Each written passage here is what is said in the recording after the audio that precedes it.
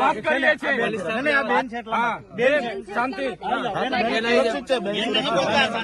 શાંતિ કોઈ પોલીસ વાળો એવું ના સમજે અહીંયા કોઈ બી મગજમારી નહીં કરતા. હા અહીંયા કોઈ મગજમારી નહીં કરતા સાહેબ. કોઈ નહીં કેમ રોક્યા છે એની વાત કરો. તમને એટલા માટે રોક્યા છે કે ત્યાં તમે જઈને કાયદો વ્યવસ્થા બગાડો. કઈ જગ્યાએ જઈને કાયદો વ્યવસ્થા ભાઈ અહીંયા કરો છો અત્યારે તમે માણસોને. હા અમારો વિસ્તાર છે, હું ચૂંટાયેલો ધારાસભ્ય છું.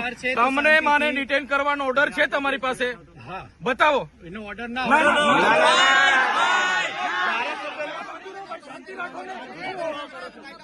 શાંતિ રાખો તમે.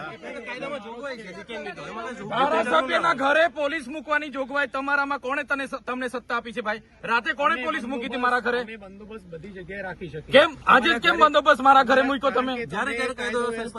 બિલકુલ નહીં. કાયદો અને વ્યવસ્થા અમે પણ જાણીએ છીએ.